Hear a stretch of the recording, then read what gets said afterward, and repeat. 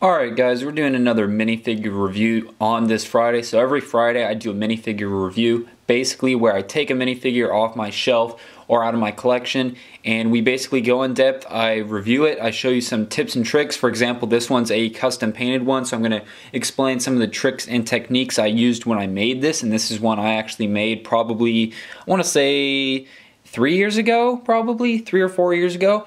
So that's what we're doing every Friday, so make sure you guys subscribe. And then also, today's Friday when you're seeing this video's up a little bit late because I'm actually still sick. I should be all good by hopefully tomorrow being Saturday, if not Sunday. But make sure you guys subscribe because this Sunday we're doing the Battle of Psalm season finale, so definitely check that out and you don't want to miss that. So without further ado, let's go ahead and take a look at this minifigure. So this is a Battlefield 3 Russian Recon. Now this figure, like I said, I made probably about 3 or 4 years ago, and overall it's a really classic minifigure. If you guys know the Battlefield franchise, this is a very iconic, and like the second you saw this you probably know exactly what it is if you're a Battlefield fan.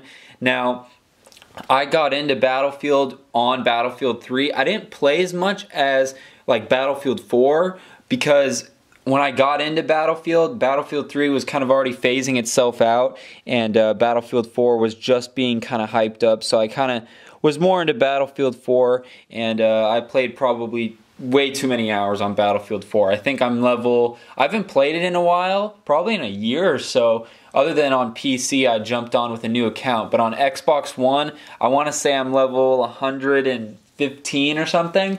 So I played a lot of multiplayer. I played through the campaign, but you know, Battlefield's not really known for its campaign. It's known for its multiplayer anyways. So basically, this is the Recon from Battlefield 3. So let's just start from head to toe. This guy doesn't have a weapon. I would just throw a sniper and probably an ACB-90 with him. I thought I had a overmolded ACB-90 sitting around here.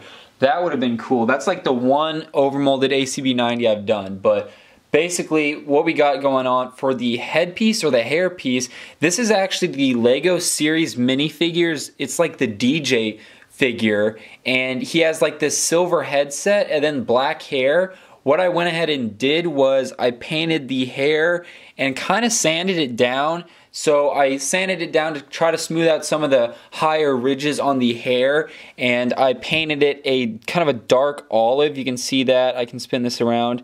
And basically the back of this minifigure is pretty blank except for the belt that comes around, so I'm not going to be showing.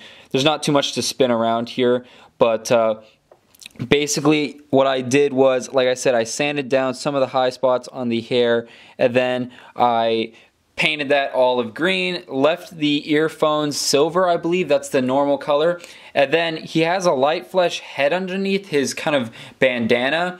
And what I did was I kind of airbrushed some dark gray gunmetal on there. You can see his face and eyes kind of look a little bit dirty. I wanted to darken up that light flesh. And then for the kind of bandana or balaclava, it's really a bandana, I used a piece of electrical tape. You just got to cut it at the right shape and size.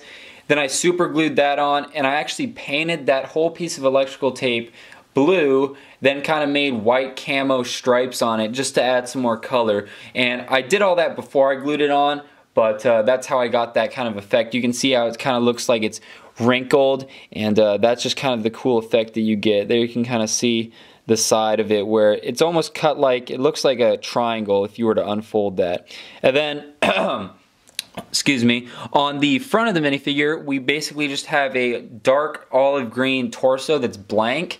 Then I took some tiny tactical vests and pouches and electrical tape and kind of made up this makeshift Recon chest rig, and then I painted that camo with, it looks like a dark tan, a olive green, and maybe a gray.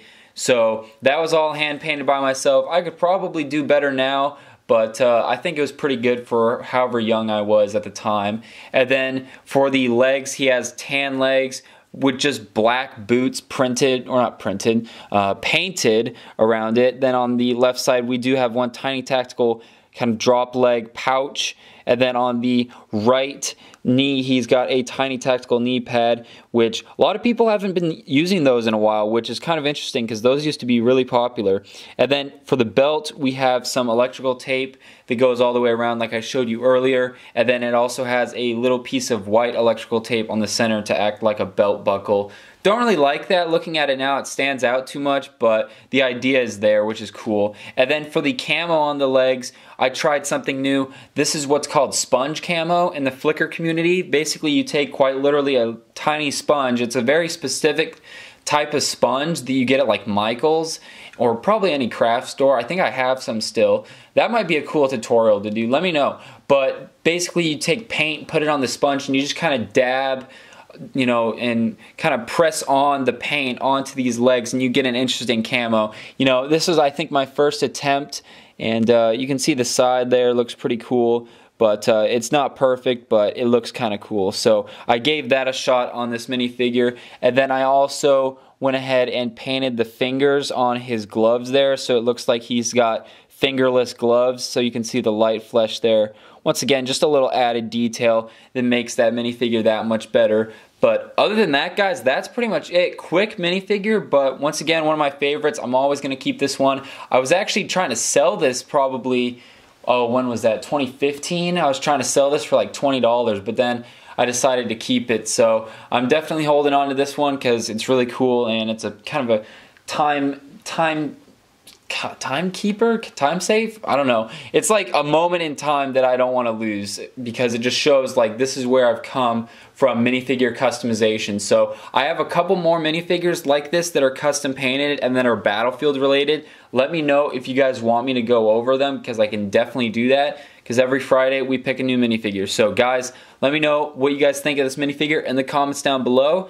And make sure you guys subscribe by clicking right there. Check out some more videos right there and there. Once again, sorry for the late upload for this week's Figure Friday, but once again, I'm still pretty sick, so I'm doing the best that I can. Alright guys, thanks for watching, and I'll see you guys in tomorrow's video.